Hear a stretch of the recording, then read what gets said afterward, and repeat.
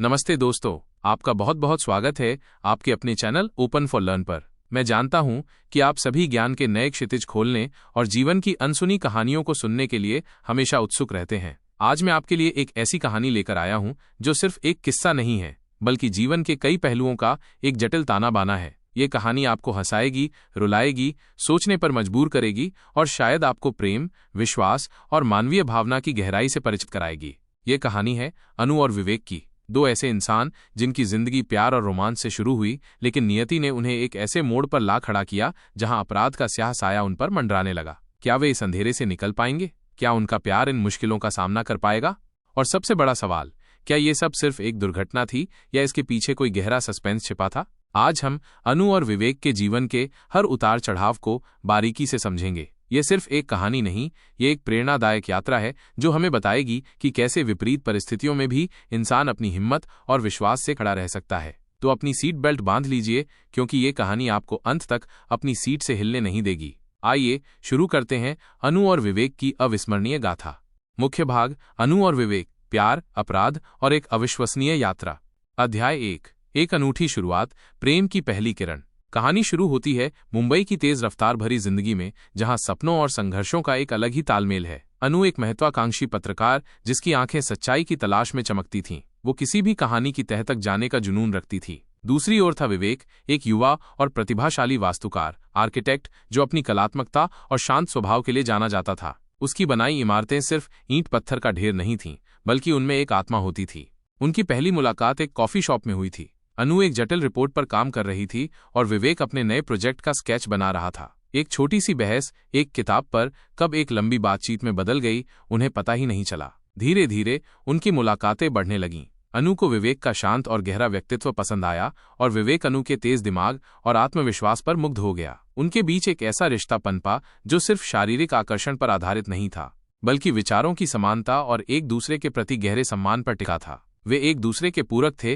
अनु की चंचलता विवेक की गंभीरता को संतुलित करती थी और विवेक की स्थिरता अनु के तूफानी स्वभाव को सहारा देती थी। उनका प्यार परवान चढ़ रहा था। मुंबई की बारिशों में उनकी लंबी ड्राइव्स, मरीन ड्राइव पर घंटों बातें और एक दूसरे के सपनों को जीना, सब कुछ इतना खूबसूरत था कि उन्हें लगा कि उनकी जिंदगी किसी परी कथा से कम नहीं। उन्होंने शादी करने का फैसला किया, एक छोटा सा समारोह जिसमें केवल उनके करीबी दोस्त और परिवार शामिल थे। उनकी दुनिया पूरी थी, जैसे दो अधूरे हिस्से एक दूसरे को पाकर पूरे हो गए हों। अध्याय 2, अंधेरा दस्तक देता है, खुशियों पर ग्रहण। शादी के 2 साल बाद भी उनका प्यार पहले दिन जैसा ही था। अनु अपने पत्रकारिता करियर में ऊंचाइयां छू रही थी और विवेक का आर्किटेक्चर फर्म भी सफलता की सीढ़ियां चढ़ रहा था। वे एक शानदार जीवन जी रहे थे, लेकिन शायद नियति को कुछ और ही मंजूर था। एक रात विवेक के फर्म में एक बड़ी डील को लेकर तनाव था। एक बड़ा प्रोजेक्ट जिसमें करोड़ों का निवेश था और प्रतिद्वंद्वी फर्म से कड़ी टक्कर मिल रही थी। उस रात विवेक देर से घर आया। वह परेशान लग रहा था, लेकिन उसने अनु को कुछ खास नहीं बताया। अनु ने सोचा कि काम का दबाव होगा। अगले दिन सुबह उनकी जिंदगी हमेशा के लिए बदल गई। अनु जब उठी तो उसने देखा कि विवेक अभी तक सोया हुआ था। उसने उसे जगाने की कोशिश की, लेकिन वो नहीं उठा। उसके शरीर में कोई हलचल नहीं थी। अनु के हाथ पैर ठंडे पड़ गए। उसने तुरंत एम्बुलेंस बुलाई। अस्पताल पहुंचने तक बहुत देर हो चुकी थी। विवेक को मृत घोषित कर दिया गया। कारण, दिल का दौरा। अनु की दुनिया बिखर गई। उसका प्यार, उसका सहारा, सब कुछ एक पल में उससे छिन गया था। वो स्तब्ध थी। उसकी आंखों से आंसू नहीं निकल रहे थे। पुलिस ने सामान्य प्रक्रिया के तहत जांच शुरू की। यह एक स्वाभाविक मौत लग रही थी। अनु को दोस्तों और परिवार से सांत्वना मिली, लेकिन उसके दिल में एक अजीब सी बेचैनी थी। वो विवेक को जानती थी। वो इतना स्वस्थ था कि उसे दिल का दौरा कैसे पड़ सकता है। अध्याय 3, एक पत्रकार की अंतर्दृष्टि, शक की सुई। अनु एक पत्रकार थी। उसकी रगों में सच्चाई की तलाश दौड़ती थी। दुख के बावजूद उसका खोजी दिमाग काम कर रहा था। विवेक की मौत उसे स्वाभाविक नहीं लग रही थी। उसे कुछ तो गड़बड़ महसूस हो रही थी।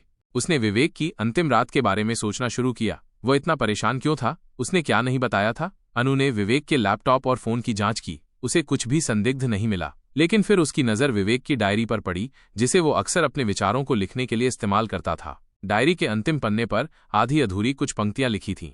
डील, खतरा, विश्वासघात, मैं फंसा हुआ हूं।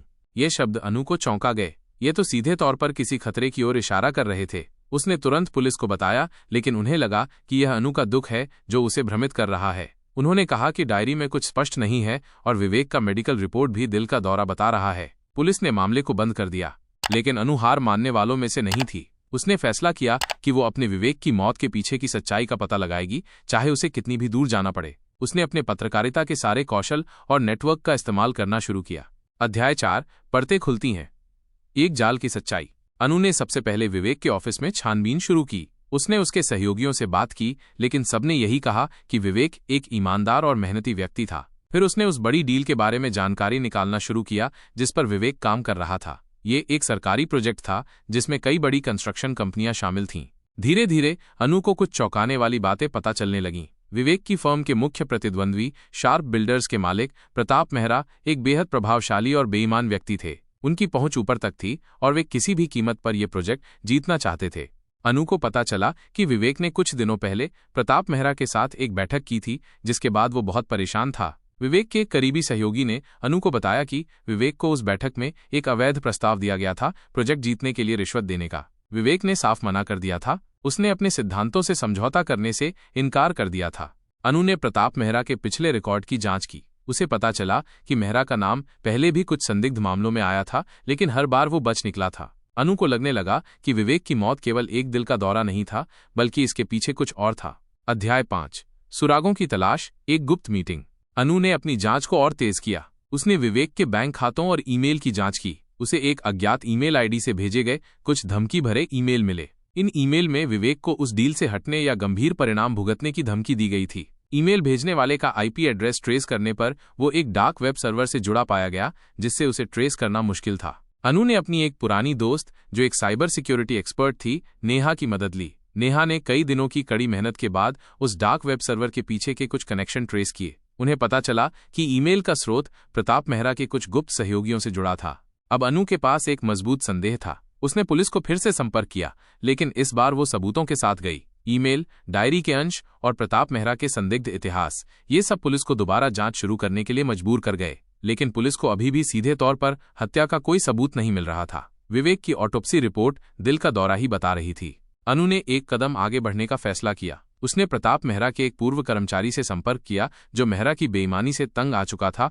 और बदला लेना चाहता था। उस कर्मचारी ने बताया कि प्रताप मेहरा अक्सर अपने विरोधियों को रास्ते से हटाने के लिए धीरे धीरे असर करने वाले जहर का इस्तेमाल करता था, जो दिल का दौरा पड़ने जैसा लगता था। वो एक ऐसे रसायन का उपयोग करता था जो शरीर में कोई निशान नहीं छोड़ता था और सामान्य परीक्षणों में नहीं पकड़ा जाता था। ये सुनकर अनु के पैरों तले जमीन खिसक गई। क्या विवेक को भी इसी जहर से मारा गया था? अध्याय 6, न्याय की लड़ाई, एक खतरनाक प्लान। अनु को पता था कि ये जानकारी पुलिस के लिए पर्याप्त नहीं थी। उन्हें ठोस सबूत चाहिए थे। उसने अपनी पत्रकारिता के जुनून को फिर से जगाया। उसने एक खतरनाक योजना बनाई। उसने प्रताप मेहरा के ऑफिस में एक गुप्त कैमरे के साथ घुसने का फैसला किया। वो जानती थी कि ये जोखिम भरा था, लेकिन उसके पास कोई और रास्ता नहीं था। वह विवेक की मौत का बदला लेना चाहती थी और उसे न्याय दिलाना चाहती थी। एक रात अनु ने अपनी दोस्त नेहा की मदद से प्रताप मेहरा के ऑफिस में सेंध लगाई। उसने मेहरा के कंप्यूटर से महत्वपूर्ण फाइलें और ईमेल कॉपी किए। उसे एक फोल्डर मिला जिसका नाम प्रोजेक्ट एक्स था। इस फोल्डर में उसने एक गुप्त संदेश पाया जो मेहरा के एक साथी को संबोधित था। संदेश में विवेक के नाम का उल्लेख था और लिखा था, काम हो गया, कोई निशान नहीं। साथ ही उस रसायन के नाम का भी उल्लेख था जिसका उपयोग किया गया था, एक दुर्लभ कार्डियक ग्लाइकोसाइड।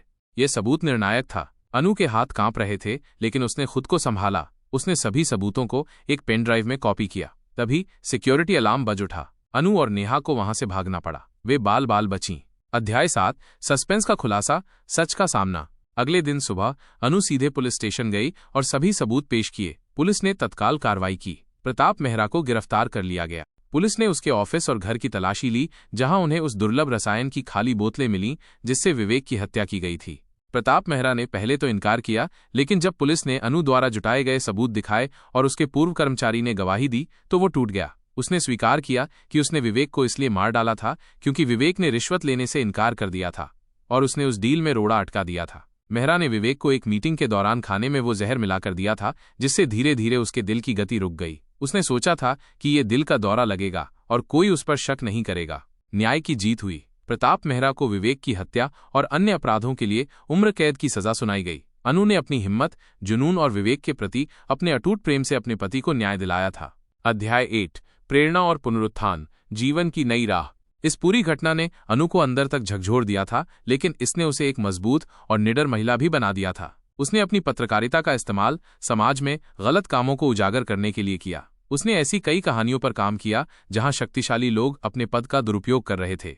अनु ने एक फाउंडेशन भी शुरू किया जिसका नाम उसने विवेक फाउंडेशन रखा। ये फाउंडेशन उन लोगों की मदद करता था जो अन्याय के शिकार थे और जिन्हें कानूनी सहायता की आवश्यकता थी। उसने ये भी सुनिश्चित किया कि गुणवत्तापूर्ण शिक्षा और कौशल विकास के अवसर गरीबों और वंचितों तक पहुंचें ताकि कोई भी गरीबी और लाचारी का शिकार न हो। अनु का जीवन अब भी विवेक की यादों से भरा था, लेकिन उसने उन यादों को अपनी प्रेरणा बना लिया था। उसका प्रेम एक नई दिशा में बहने लगा था, समाज के प्रति प्रेम, न्याय के प्रति प्रेम। उसकी कहानी ने अनगिनत लोगों को प्रेरित किया कि वे कभी हार न माने, सच के लिए खड़े हों और विपरीत परिस्थितियों में भी अपनी नैतिकता और मूल्यों को न छोड़ें।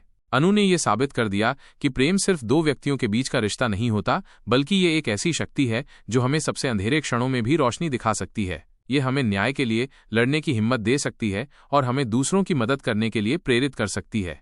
अनु और विवेक की कहानी सिर्फ एक प्रेम कहानी नहीं थी, ये एक अपराध का पर्दाफाश भी था और सबसे बढ़कर ये मानवीय भावना की अदम्य शक्ति का प्रमाण था। ये हमें सिखाती है कि चाहे कितनी भी मुश्किलें क्यों न आए, अगर हमारे पास हिम्मत, विश्वास और सही के लिए खड़े होने का दृढ़ संकल्प है तो हम किसी भी चुनौती का सामना कर सकते हैं।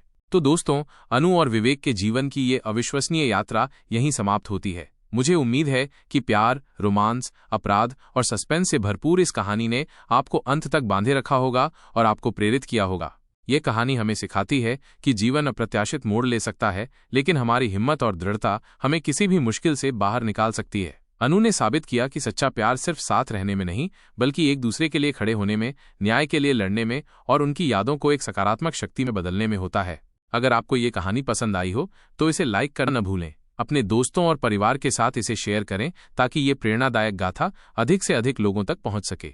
और हाँ, अगर आप ऐसे ही ज्ञानवर्धक और प्रेरणादायक विषयों पर और भी वीडियो देखना चाहते हैं तो ओपन फॉर लर्न चैनल को सब्सक्राइब करना बिल्कुल न भूलें और बेल आइकन दबा दें ताकि आप हमारे किसी भी नए वीडियो को मिस न करें। आपके विचार हमारे लिए अमूल्य हैं। कृपया कमेंट सेक्शन में बताएं कि आपको ये कहानी कैसी लगी और अनु की यात्रा से आपको क्या प्रेरणा मिली। आपकी राय हमें बेहतर बनाने में मदद करती है। जुड़े रहिए ओपन फॉर लर्न के साथ ज्ञान और कहानियों की इस अद्भुत यात्रा में। हम फिर मिलेंगे एक नए विषय, एक नई जिज्ञासा के साथ। तब तक के लिए सीखते रहिए, बढ़ते रहिए और हमेशा सही के लिए खड़े रहिए। धन्यवाद और जय हिंद।